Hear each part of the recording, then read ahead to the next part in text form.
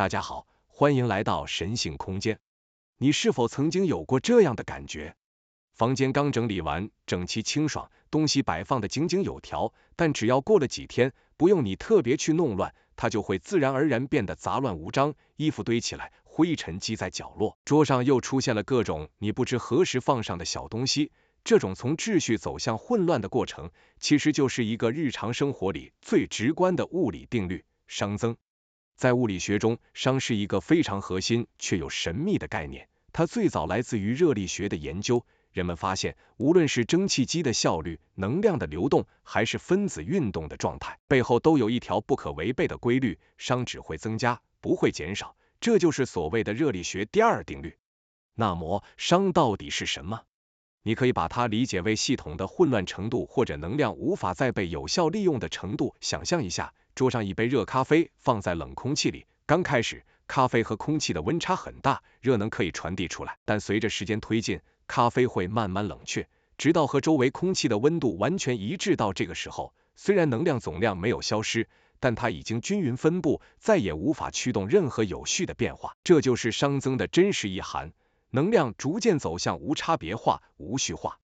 在微观的层次，熵也可以被理解为可能状态的数量，一个整齐排列的积木塔，只有少数几种方式能保持它的稳定，但如果让它倒塌，散乱的积木却可以有成千上万种摆放方式。于是，从数学的角度来看，系统自然而然会朝着可能状态最多的方向发展，也就是往熵增的方向前进。这条定律的惊人之处在于，它不像牛顿力学那样可以前后对称。牛顿定律告诉我们，如果你知道一个物体的速度和位置，就能推算出它的过去和未来。但是熵增定律却打破了这种对称性，它赋予了时间一个不可逆的箭头。时间之所以有方向感，从过去走向未来，根本原因就是熵增。也就是说，没有熵增，就不会有我们所理解的时间流动。这听起来是不是有点颠覆？因此，熵增不仅仅是一条物理学的规律，它还深刻影响着我们对世界、对生命，甚至对宇宙的理解。因为如果熵真的只会不断增加，那么整个宇宙是不是也会像那杯冷却的咖啡一样，最终走向一种彻底的冷寂？而这也正是我们今天要深入探讨的问题。从一个杂乱的房间，到恒星的燃烧，再到整个宇宙的命运，熵增无所不在。但它真的意味着宇宙一定会毁灭吗？还是背后隐藏着某种更深层的意义？接下来，我们就要把视角从日常生活拉到整个宇宙的尺度，来看看熵增如何牵动着宇宙的未来。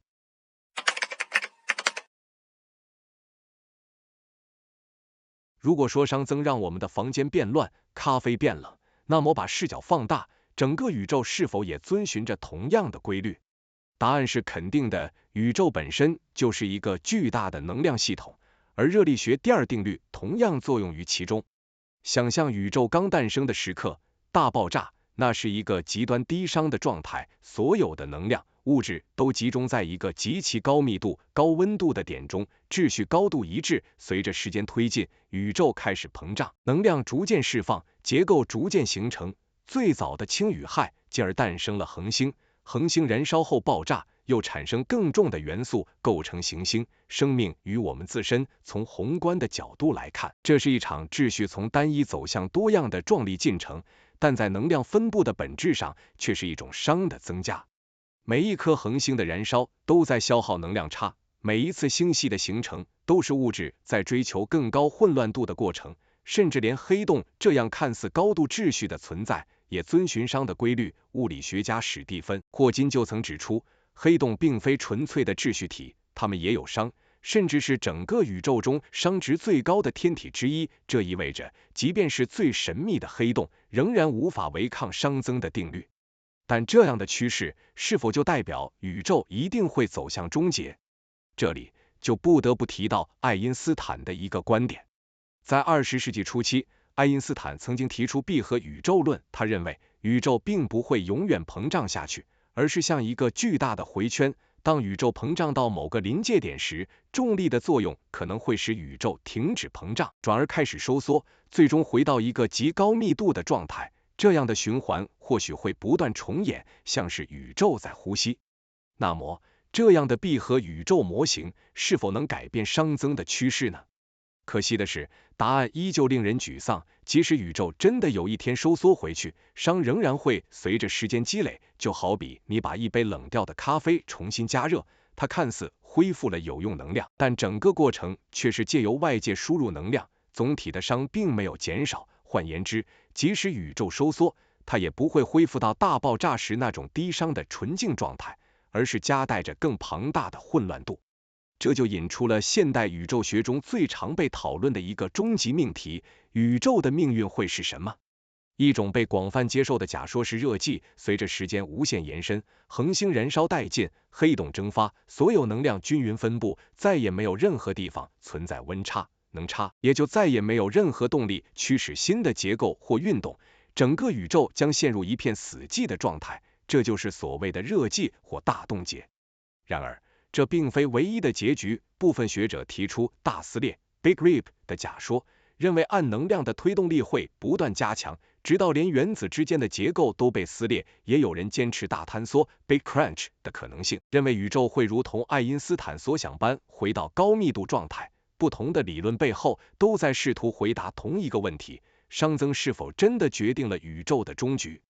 到这里，我们会发现一个令人震撼的现象。无论宇宙是膨胀、收缩，甚至被撕裂，熵增这条规律始终如影随形，它就像宇宙的底层密码，无情地推动着一切，指引时间的箭头往单一的方向前进。可是，如果宇宙注定走向热寂，那么我们现在所见到的星辰、生命、文明，是否只是一段过渡的幻境？这样的思考或许会让人觉得悲观，但同时也激起另一种更深刻的疑问。在这样的趋势之中，生命的存在究竟代表着什么？因为矛盾的是，当熵不断增加时，生命却偏偏能够逆流而上。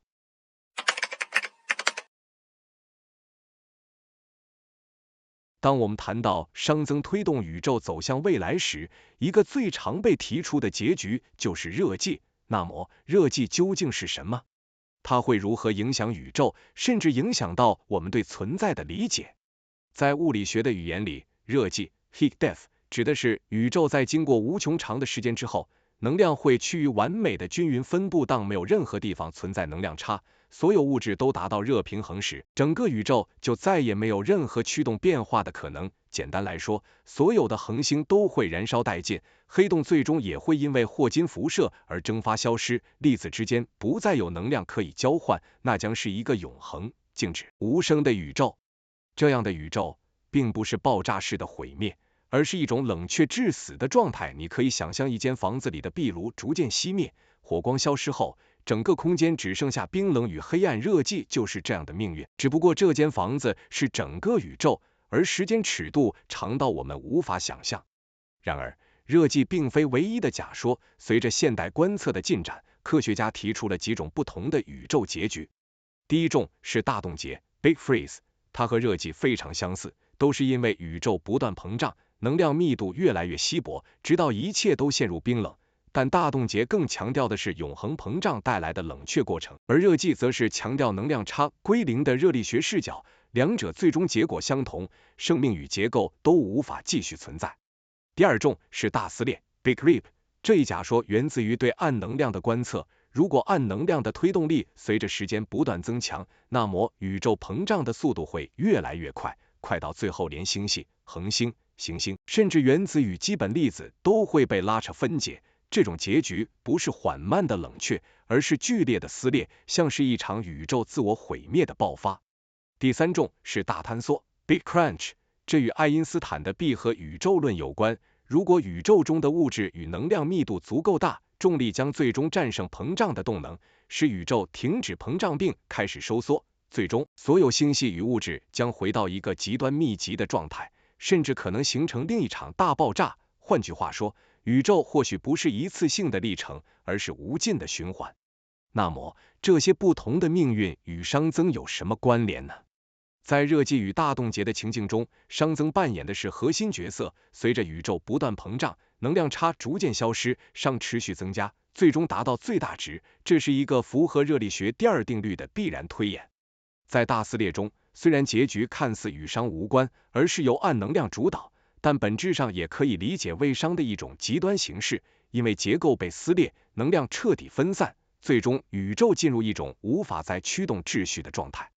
至于大坍缩，情况则更复杂，即使宇宙真的回缩，熵也不会因此减少。想象一下，你把碎掉的玻璃收集起来，重新塞回一个盒子里，它并不会回到原本完整的玻璃杯状态。收缩的宇宙同样如此，它会带着高熵状态进入下一个循环。如果真的存在多重大爆炸的周期宇宙，那么每一次循环的熵值都会比前一次更大。从这个角度来看，熵增就像是一个无形的时间印记，不管宇宙如何演化，它都在背后默默累积。也因此，很多物理学家认为熵增才是真正决定宇宙命运的关键。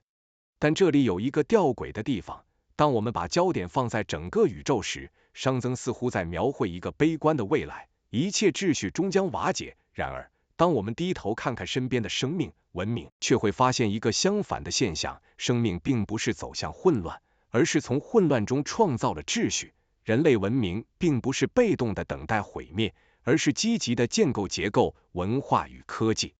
换句话说，虽然宇宙的总熵在增加，但在局部，生命似乎能逆流而行，这就引出下一个核心问题：生命的存在是否本身就是一种对熵增的挑战？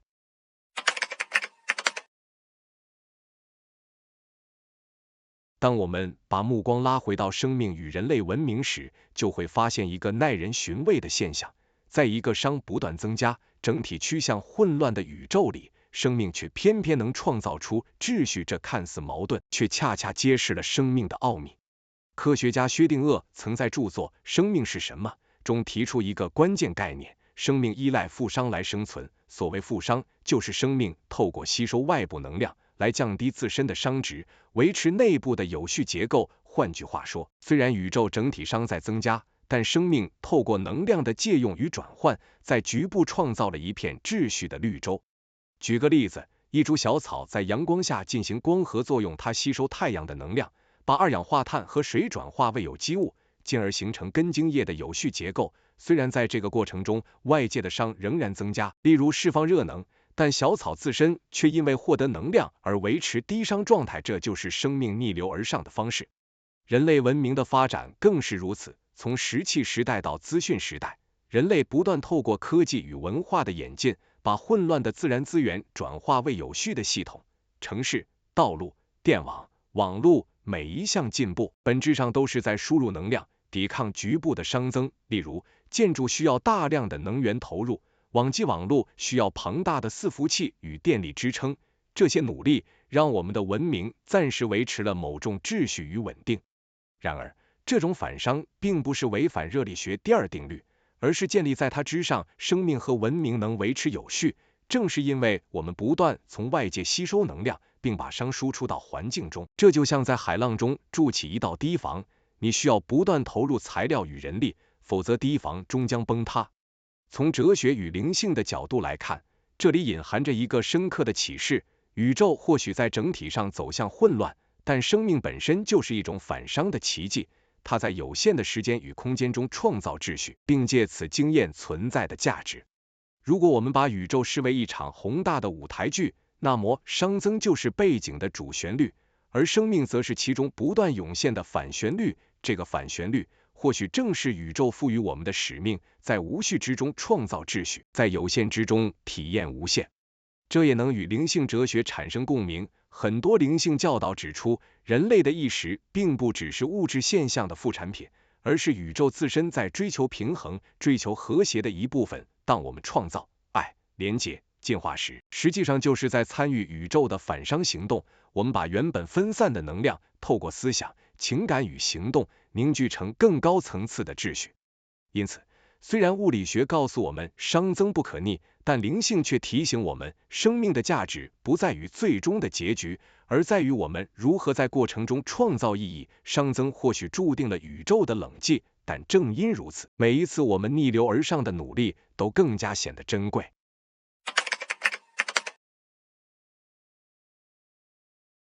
热力学的熵增定律描述的是物质世界在封闭系统中，可用能量会逐渐耗散，系统趋向均质化与无差别化。从这个角度看，物质宇宙似乎有一个终局的可能性，热寂或均质化的未来。但把这条物理法则直接套用到意识或灵魂上，就已跨入哲学与信念的领域，不再是单纯的实验可验证问题。